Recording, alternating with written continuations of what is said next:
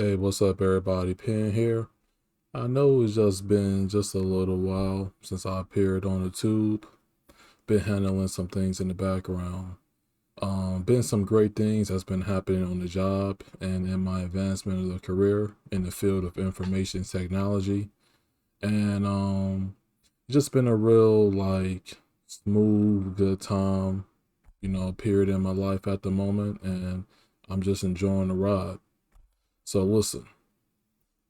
ChatGPT is a tool that I'm still actively researching and using prior to this video, definitely after this video, where it gives you computer generated responses based off of a powerful AI algorithm, unique algorithm at that.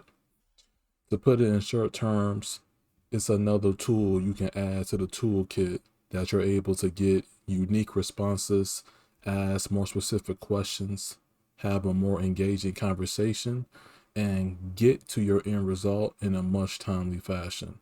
More information about this tool will be in the description, but let's get right into the video. All right, so the thing about it, you can try it here.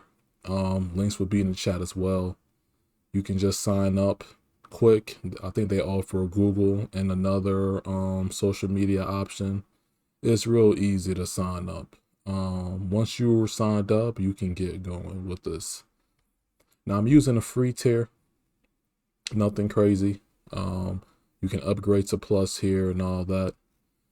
This is just as easy as this. Let's say you're in job hunting, you know, you're going out there, you're trying to put yourself out there on the market, and you're trying to get yourself in front of recruiters as quickly as you can, and being effective with your time. So what's cool about this is I can say write a cover letter for, let's just say, for a network engineer. you know that's a popular job, whatever the case may be in IT. Write a cover letter for a network engineer, IT position. So as you can see, the magic is happening.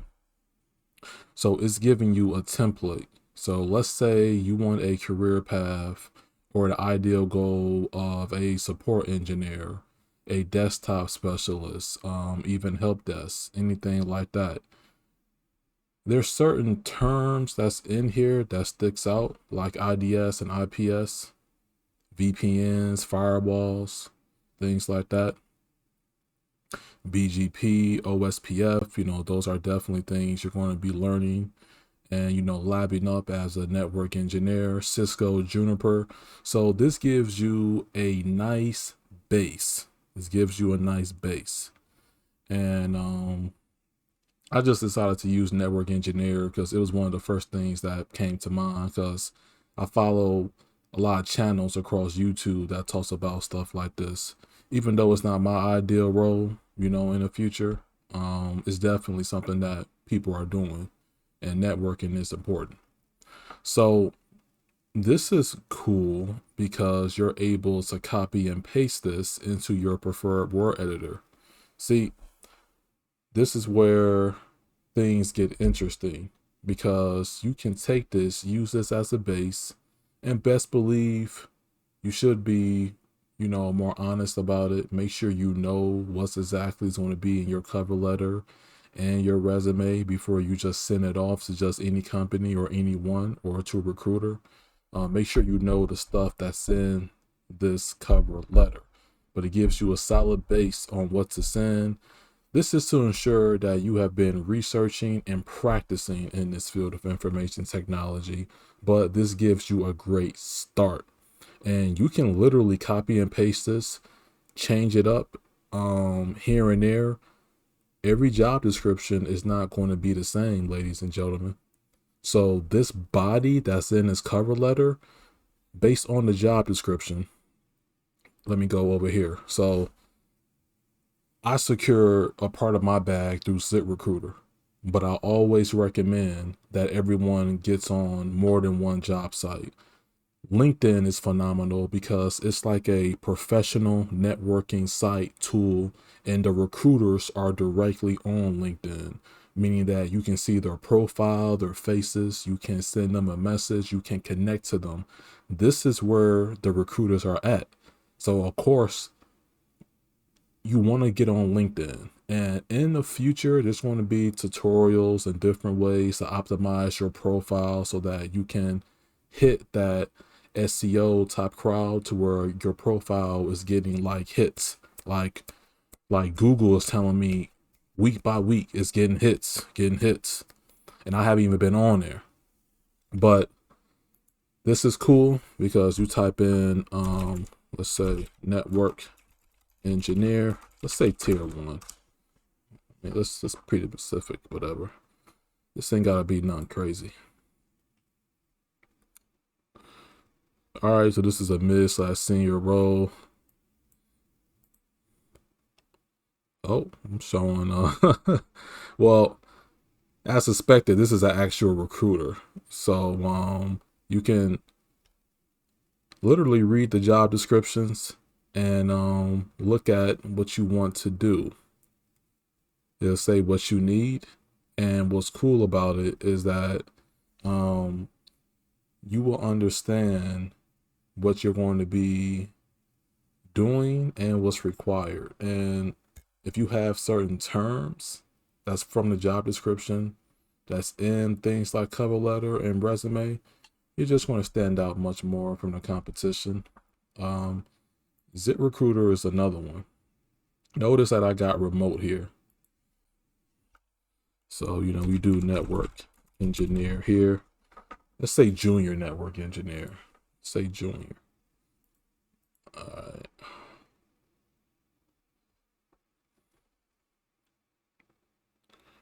Okay.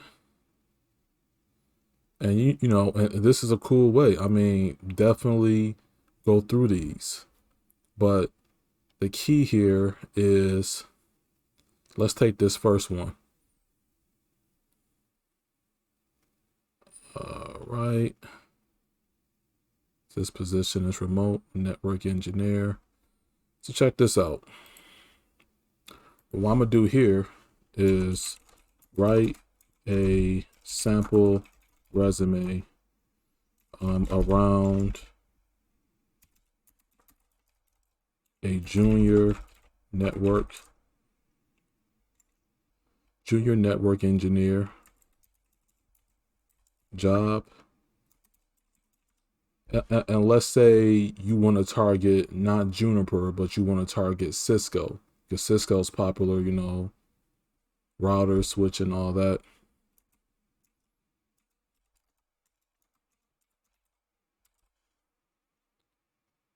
Let's see what it gives us. John Doe, of course. To obtain the objective. You can choose to have an objective on your resume or not. I think it's always good to have that focus just so you can remember what the goal is.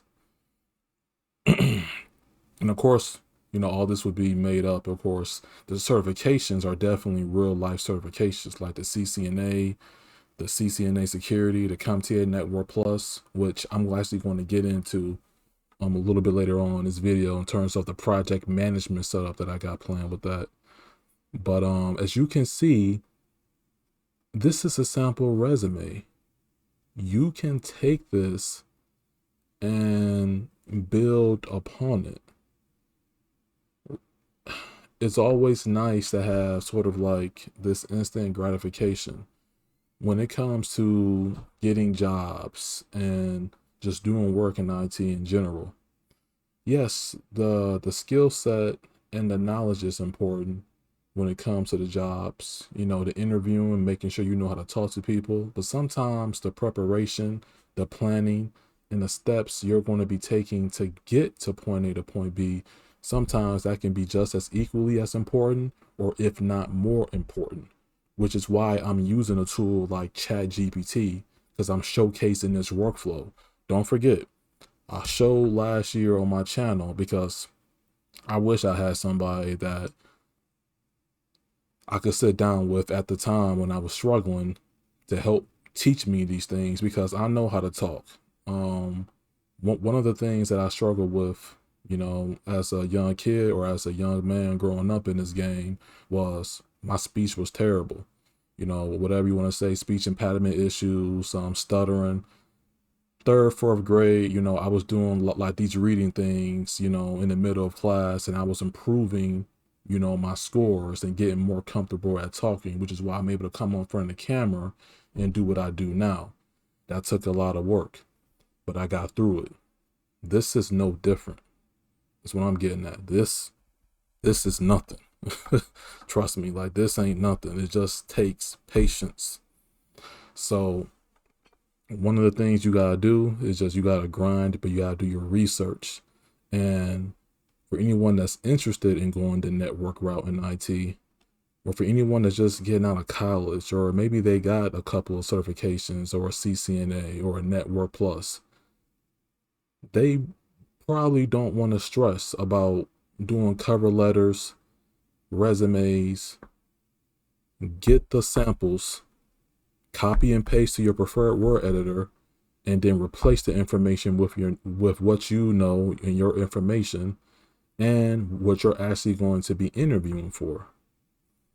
And this is definitely going to be a tool that I'm going to be using in the next job hunt, like for sure, 100%, because it's powerful. Definitely powerful.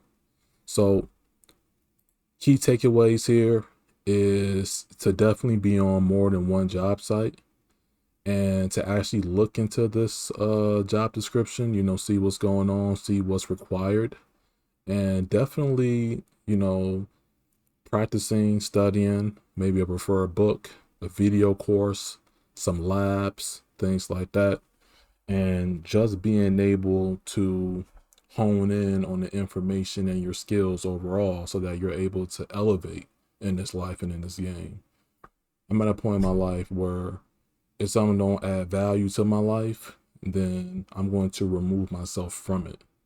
Because at the end of the day, it's all about growth. And I just think it's time to chase a better bag, and it's going to be secured in the near future. Okay, so next thing I'm going to show is Asana. Asana is a cloud project management tool.